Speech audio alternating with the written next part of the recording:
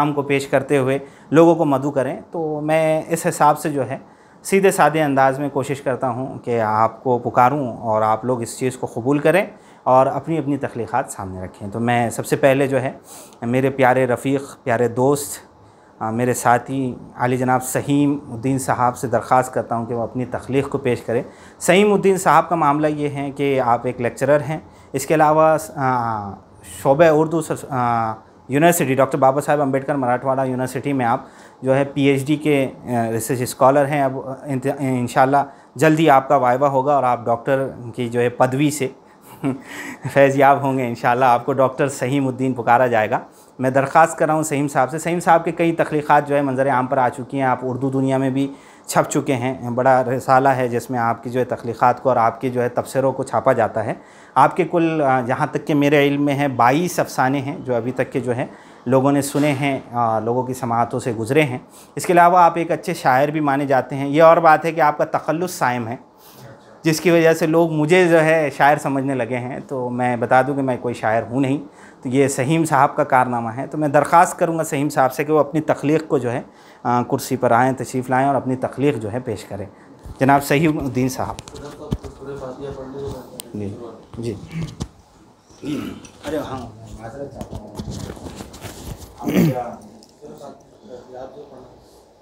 अऊज़ु बिल्लाहि मिनश शैतानिर रजीम। बिस्मिल्लाहिर रहमानिर रहीम। अल्हम्दुलिल्लाहि रब्बिल आलमीन। अर्रहमानिर रहीम। मालिकि यौमिद्दीन। इय्याका नअबुदु व इय्याका नस्तईन। इहदिनस सिरातल मुस्तक़ीम। सिरातल लज़ीना अनअमता अलैहिम गैरिल मग़ज़ूबि अलैहिम वलद्दाल्लीन। सदक़ल्लाहुल अज़ीम।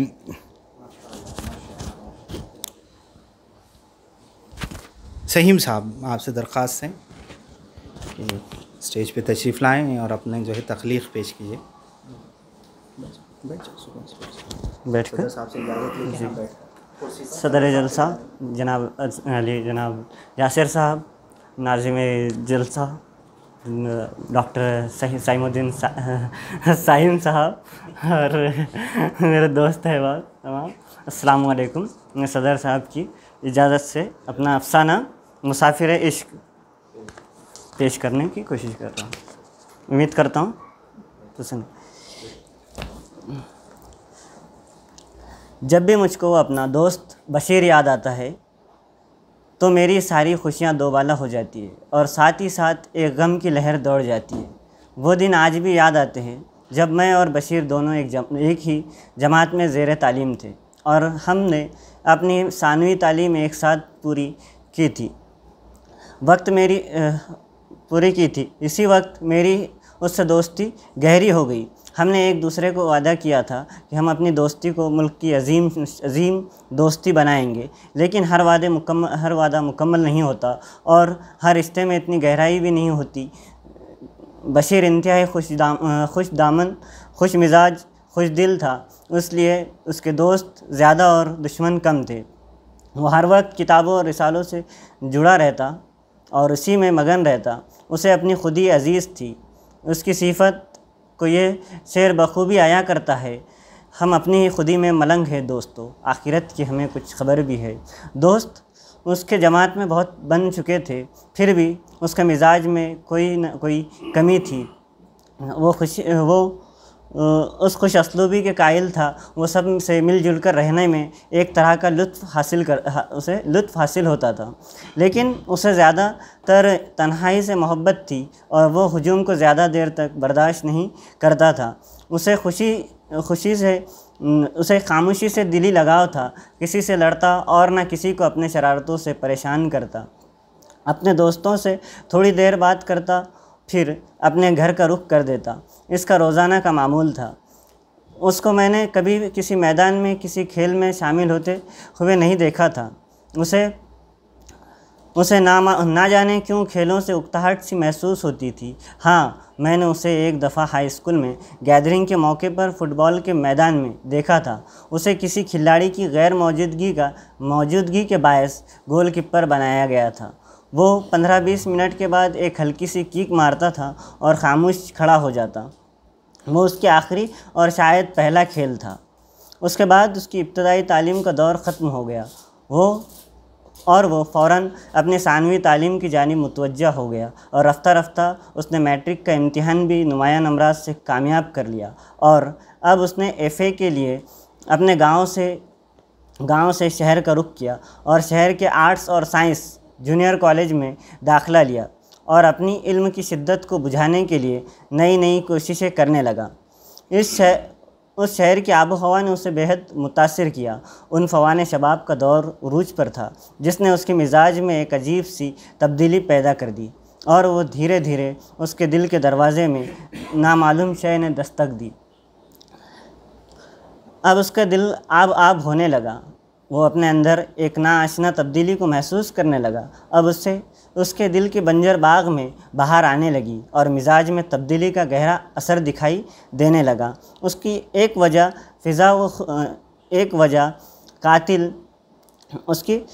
कातिल फ़िज़ा वो हुस्न था। उसने अब मीर गालिब वली सिराज के साथ साथ इब्न सफ़ी को पढ़ना शुरू किया। उसके बातिन में अब इश्क की हवाएं थाटे मार रही थी। वो एक हसीन सूरत, मोम की मूरत, गाज़े की हरकत, मुजस्सम की दौलत, लब की सुर्खी, रुखसार की जर्दी, साफ़ व शफ़ाफ दांतों की हमवारी को पसंद करने लगा। वो इसी की चाल व बाल का आशिक हो गया। वो इस हुस्न का कायल हो गया। अब बशीर की मिजाजी सरगर्मियाँ उभर आई। अब शरारत का दौरा ज़बान की शिरीनी और उसकी गहमा गहमी शुरू होने लगी। वो एक अजब मखलूक अरब में तब्दील हो गई। जब मुझे बशीर के इश्क का इल्म हुआ तो बेसबब वली औरंगाबादी का वो शेर याद आया, जिसे इश्क का तीर कारी लगे, उसे ज़िंदगी क्यों ना भारी लगे।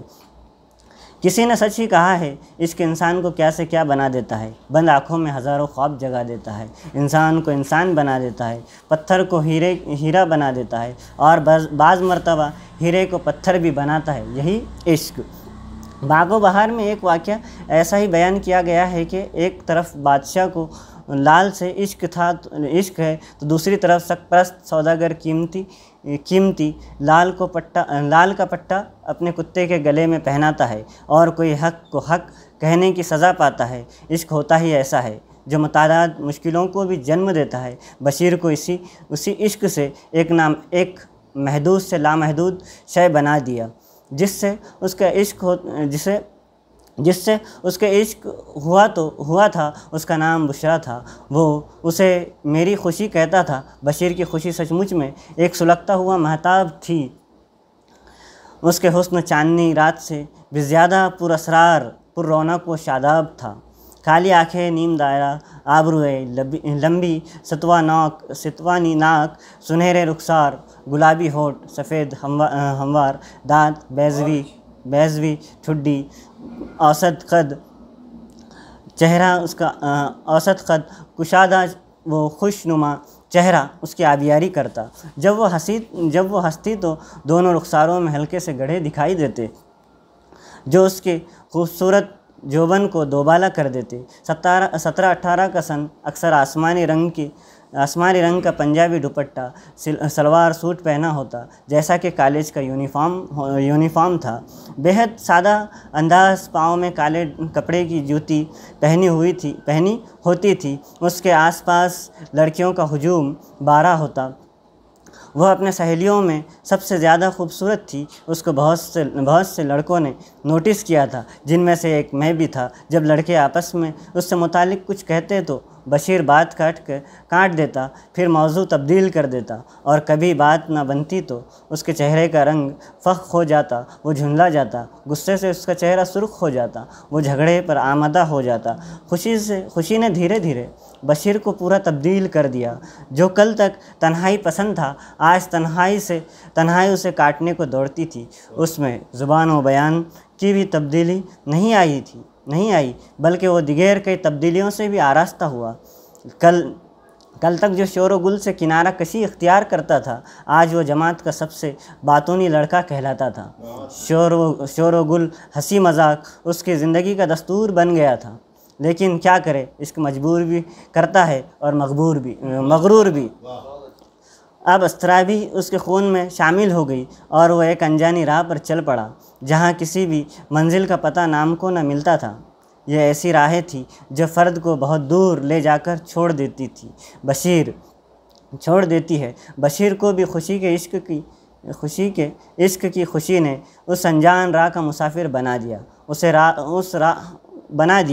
उस राह ने बशीर को शायरी सिखाई। अब जब वो अपनी आंखें बंद करता तो कोई ना कोई ताज़ा गज़ल बन जाती और फिर उस गज़ल को साफ़ सुथरी तस्वीर या फिर उस गज़ल की साफ़ सुथरी तस्वीर नज़र आ जाती, जिसमें ना तो कोई ऐब होता और ना कोई महमुल होता। आईने की तरह बुशरा यानी खुशी बशीर के सामने खड़ी होकर मुस्कुराती और हंसी के दौरान रुखसार के हल्के हल्के गढ़े उसे खुशी की तरफ माइल कर देते। अब तक वो हुस्न हसीन शमा परवाने की दोस्त बन चुकी थी, या उससे भी आगे का रिश्ता दोनों में परवान चढ़ गया था, या फिर वो बशीर की गलत फहमी थी। बशीर उस खुशी को जानो दिल से चाहता था जिसको सारा जहां चाहता था, और शायद सारा जहां भी बशीर की तरह अपनी आंखें बंद करके उसे अपनी ख्वाब की जीनत बनाता था या दाशिस्ता। उसका इल्म तो सिर्फ दो जहां के मालिक को ही था। बशीर इश्क का मुसाफिर था, जिसकी राह दूसरों से अलग और कठिन थी। वह मंजिल तक पहुंच ना सका। उसे एक खुशी की आरज़ू थी जो हसरत ही बनकर रह गई। वो उसके दोस्त तो थी ही, लेकिन एक जमात के हद तक। खुशी की राह अलग थी और बशीर की राह अलग थी, लेकिन ज़िंदगी एक थी। बयान बशीर का है, वो एक चाहत की फराग में था, लेकिन उसे ज़िंदगी का फ़लसफ़ा मंजूर ना था। वो उस ख्वाब की तरफ मुतवज्जा था जो ख्वाब नौजवान लड़के लड़कियां देखते हैं कि उनकी दुल्हन या दूल्हा उनके पड़ोस की नशिस्त पर बैठा है या बगलगीर है। बशीर वो ख्वाब देख रहा था जो कभी पूरा ना हो सकता था और ना हुआ। खुशी मोहब्बत की वो कश्ती थी जो समंदर इश्क में डगमगा रही थी। बस एक तरक्की की दौर में वो ऐसी उलझी कि अपना माजी भूल गई और बशीर उसकी उलझन में उलझ कर रह गया। बशीर की उलझन थी, मोहब्बत की बरकत थी या उन फवाने शबाब की ना बरजस्ता हरकत की। उसकी मोहब्बत भी कुछ अजीब थी, एक तरफ़ा, दो तरफ़ा, सै तरफ़ा, जो आशिक माशुक की एक दिल आवेज़ सरगुज़िश बनकर रह गई। थोड़ा सा रोक लेंगे चाय का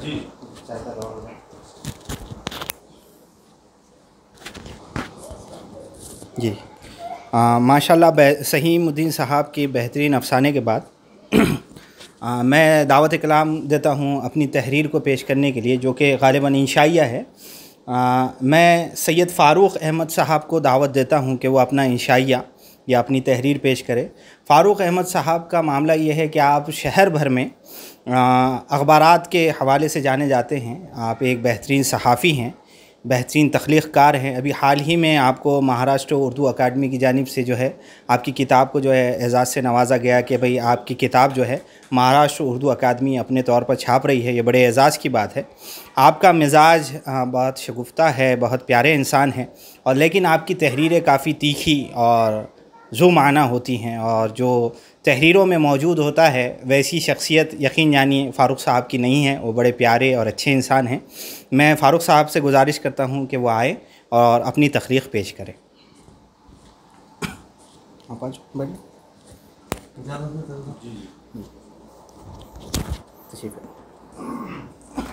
अस्सलाम वालेकुम। ये पढ़ने से पहले मैं बता दूं कि मेरी ख़त व किताबत कुछ ऐसे लोगों से है जो अभी इस दुनिया में नहीं रहे। वो मेरे घर पे भी आते हैं अक्सर कभी, तो मैं भी उनको बुलाता हूँ, वो भी मुझे बुलाने की कोशिश में है, लेकिन मैं भी जाने के मूड में नहीं हूँ। शुरू सदर साहब जी। मलिक अंबर का ख़त सैयद फ़ारूक अहमद के नाम। इसमें कुछ नाम है, मैं बता देना चाहता हूँ पहले, जिनका मैंने ज़िक्र किया इसमें। हाफिज़ अयाज़ साहब से तो आप वाकिफ़ है बहुत अच्छे से, हमारे साइम भाई भी वाकिफ़ है, आप दोनों अगर वाकिफ़ नहीं हो बता दो कि हाफिज़ अयाज़ साहब नाबीना थे, लेकिन अल्लाह ने उनको माशाल्लाह इतनी ज़बरदस्त सलाहियत दी थी कि अगर एक मरतबा वो किसी से मिल ले फिर ज़िंदगी भर उसको भूलते नहीं थे। अगर किसी ने उनको कुछ पढ़ के सुना दिया तो वो उनको याद हो जाता था। मैं एक छोटा सा वाक़या बता देता हूँ। खुल्दाबाद में मुशायरा था, तो एक शायर उनसे अपनी इस्लाह करने के लिए गए। सोचो कितने ज़बरदस्त थे कि नाबीना होने के बावजूद वो लोग उनसे इस्लाह कराते थे। तो वो इस्लाह कराने के लिए अपनी गज़ल उनके पास लेकर गया, वो उन्होंने उसकी इस्लाह कर दिए और वो मुशायरे में थोड़ा लेट पहुँचा। लेट पहुँचने के बाद ऐसा होगा, हाफिज़ अयाज़ साहब तो वहाँ पहले पहुँच चुके थे, उनका नाम लिया गया, उन्होंने वही गज़ल पढ़ चुके थे, इतना ज़बर। और बाद में उनका नाम आया तो परेशान हो चुके कि यार मेरे गज़ल पढ़ चुका था, ये क्या हो गया भाई, इतने ज़बरदस्त थे वो। तो उनका जिक्र भी है इसमें, अपने शहर से बहुत बड़े बड़े नामवर लोग यहाँ से गुज़रे, अल्लाह उनकी मग़फ़िरत करे। तो ऐसे लोगों को मैंने तो अपने ज़रिए, अपने ख़त उनके ज़रिए पहुँचाए मलिक अंबर साहब तक। तब मैंने उनको अपने ख़त लिखा, अब उन्होंने मुझे क्या जवाब दिया आप लोग सुनिए। मलिक अंबर का ख़त सैयद फ़ारूक अहमद के नाम। मियाँ फ़ारूक सदा खुश रहो, मुझे आपके बहुत से ख़ुतूत मिले। डॉक्टर रफ़ीक़ ज़करिया के हाथों, कभी बशर नवाज़ के ज़रिए, कभी क़ाज़ी रईस, जावेद नासिर व क़मर इक़बाल के बदस्त, या मौलाना रियाज़ुद्दीन फ़ारूक़ी ने भी आपके ख़त पहुँचाए। हाफिज़ अयाज़ तो आपका ख़त जनाजे ही में भूल आए थे, बोले कोई मसला नहीं, मुझे पूरा ख़त याद है, मैं आपको सुना देता हूँ। बहुत बढ़िया। मैंने पूछा ख़त का मज़मून आपको कैसे पता है? वो ख़त तो मेरे नाम था। हाफिज़ ने कहा हुज़ूर, हम तो मलफूफ़ देखते ही मज़मून भाप लेते हैं। खाकसार ने मज़कूरा ख़त पढ़ लिया था, माफ़ करना पढ़वा लिया था, इसलिए उसका मतन हिफ्ज़ हो गया। और काका ने आपका सलाम भी मुझ तक पहुँचाया था। काका हमारे पास अमीर शरीयत रह चुके, हम सब लोग और पूरे गैर मुस्लिम भी उनको काका बोलते थे। बहुत ज़बरदस्त है, मैनेजमेंट उनके जैसा कोई नहीं किया आज तक माशाल्लाह। तो काका के ज़रिए मैंने ख़त पहुँचाया था। तो मलिक अंबर साहब कहते हैं, और काका ने आपका सलाम भी मुझ तक पहुँचाया था। दरबान ने मुझे बताया कि अकबर पटेल बहुत देर तक मेरा इंतज़ार करते करते चले गए, शायद वो भी आपका ही सलाम लेकर आए थे। दरबान ने ये भी बताया कि वो सुपारी का थैला भी उठा कर ले गए। अकबर पटेल साहब को सुपारी खाने की बहुत ज़्यादा आदत थी। मियाँ फ़ारूक, सच कहूँ मैं यहाँ की खुदा की बनाई हुई कारीगरी, सन्नाई और मुसव्विरी को देख देख कर हैरान हूँ। यहाँ ज़बरजत और ज़मरूद के बालाखाने इस कदर खूबसूरत हैं कि उन्हें देख कर अक़ल दंग रह जाती है। कैसे कैसे आलीशान लालो गौहर से तराशीदा महल और सरसब्ज़ व शादाब बागात हैं कि बस उन्हें देख देख कर दिन कहाँ गुजर जाता है और रात कब होती है पता ही नहीं चलता। आपके इतने सारे ख़त पाकर मैं हैरान भी हूँ और खुश भी हूँ कि आपने मुझे याद रखा। मियाँ, आप सवालात बहुत करते हो, आपके पूरे ख़ुतूत मुसलसल सवालों का एक तवील सिलसिला है। अब मैं किस किस सवाल का जवाब दूँ? आपने अक्सर मुझसे पूछा है कि जहांगीर से मुझे इस कदर नफ़रत क्यों थी। देखो मियाँ, मुझे मुग़लों से कोई ज़ाती दुश्मनी नहीं थी, लेकिन उन्होंने मेरे घर को, मेरे शहर को 9 साल में 3 मरतबा उजाड़ा था और उसे जला दिया था, सब तहस नहस कर दिया था। 3 दिन तक ये शहर मेरी आंखों के सामने जलता रहा। मैंने हिम्मत करके 2 बारह सहबारा इस शहर को आबाद किया। अब तुम ही बताओ, जब तुम्हारे घर को कोई उजाड़ेगा तो आप उससे मोहब्बत करोगे या नफ़रत करोगे? खैर, कभी कभी मेरी उनसे सलह अलग तो हो जाती है, लेकिन मैं अब भी उनसे नाला हूँ। आपको मालूम होना चाहिए कि मैं अफ्रीका के एक गरीब शहर हिरात में पैदा हुआ। चंद दिन गुजरे थे कि मेरे वालिदैन ने इफलास और गुर्बत से तंग आकर मुझे फ़रोख्त कर दिया और फिर सारी ज़िंदगी मुझे शफ़क़त नहीं मिली। यही वजह है कि मैंने मरहटों को मुग़लों के ख़िलाफ़ उकसाया और उन्हें छापा मार की जंग सिखाई। इस मौजू पर चांद सुल्ताना से भी मेरी अक्सर गुफ्तगू होती रहती है। खैर, वक्त वक्त की बात है, हालात आते हैं और गुज़र जाते हैं, लेकिन कामयाब वही होते हैं जो उन हालात का डट कर मुकाबला करते हैं। मियाँ फ़ारूक, मुझे इस शहर से बेपनाह मोहब्बत थी और हमेशा रहेगी। मैंने कभी नहीं सोचा था कि मैं इस इलाक़े में आऊँगा और यहीं का होकर रह जाऊँगा। मैं जब इथोपिया यानी कि अफ्रीका से बगदाद फ़रोख्त हुआ तो वहाँ का चप्पा चप्पा उन खूबसूरत अल्फ लैलवी दास्तान की तरह मेरे जहन में महफूज हो गया और मैं उन फलकबोस इमारतों, बारानों सड़कों, हसीन महलों को एक ग़ुलाम की हैसियत से देखा करता था। फिर पता नहीं खुदरत को क्या मंजूर था, बर्दा फ़रोश मुझे बगदाद से मदीना मुनव्वरा ले आए। कुछ अरसे बाद मुझे सारे जहानों के सरदार हुज़ूर अकरम सल्लल्लाहु अलैहि वसल्लम की ज़ियारत नसीब हुई। हुज़ूर ने फरमाया कि मलिक अंबर, आज तू खाक नशीन है, कल तख्त नशीन होगा। मौत उस वक्त तक तुझे नहीं आएगी जब तक खल्क़ खुदा तेरे फैज़ से सैराब ना हो जाए।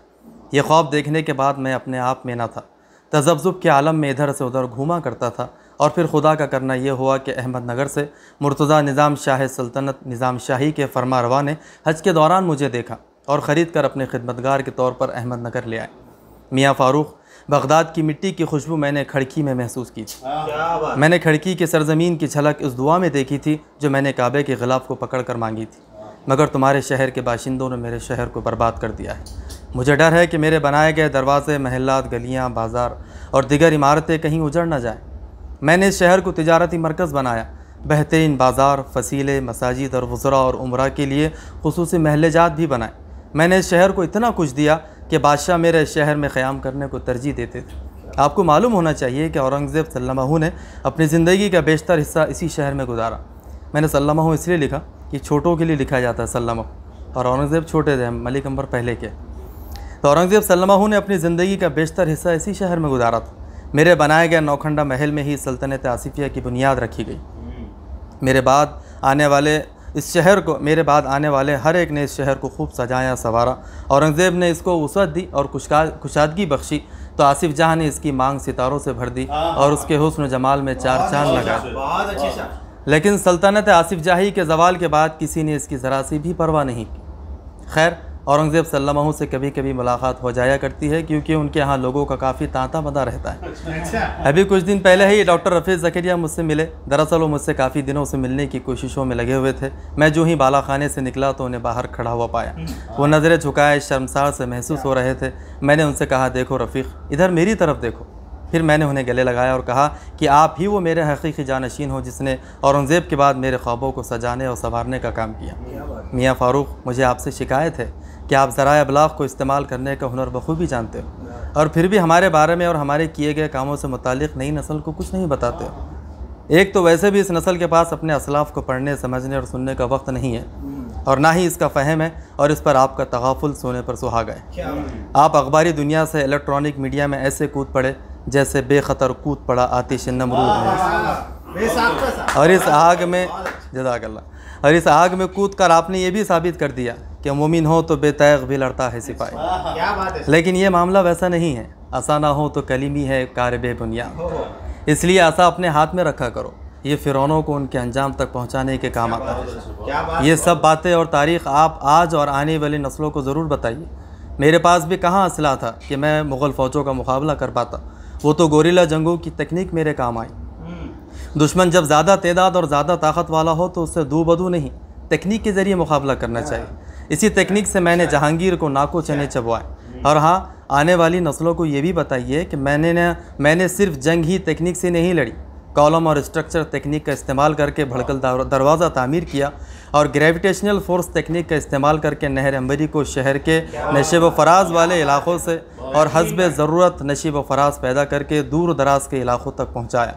उसके अलावा मैंने जो इमारतें तामीर की थी जैसे नौखंडा महल, सब्ज़ महल, शाहगंज वगैरह, उन्हें तबाह व बर्बाद कर दिया गया। बस जामा मस्जिद, चीता खाना और काली मस्जिदों को देखकर खुश होता रहता हूँ। चीता खाना से आप कहीं क़ब्रस्तान ना समझ लें। मैं इस इमारत की बात कर रहा हूँ जो हश्त पहलू और आज म्यूनसिपल कॉरपोरेशन ने उसे महफूज रखा हुआ। और क्या कहूँ आपसे, बस उम्मीद यही कर सकता हूँ कि आप अपने असलाफ़ के दीनी, समाजी, सियासी, तामीराती कारनामों को मौजूदा और आने वाली नस्लों को रोशना ज़रूर कराओगे। अपना और अपनों का ख्याल ज़रूर रखना। जितना हो सके जन्नत के बाला खानों की तामीर पर ज़्यादा तवज्जो देना। मुझे बख्तियार काकी रहमतुल्लाह अलैह, ज़रज़री बख्श रहमतुल्लाह अलैह और मोइनुद्दीन चिश्ती रहमतुल्लाह अलैह से भी मुलाकात करने जाना है। वापस लौटूँगा तब फिर कभी आपके दिगर खुतूत का जवाब दूँगा। तुम्हारे यहाँ जल्द ना आने का मुंतज़िर, मलिक अंबर। जज़ाकल्लाह खैर, बहुत बहुत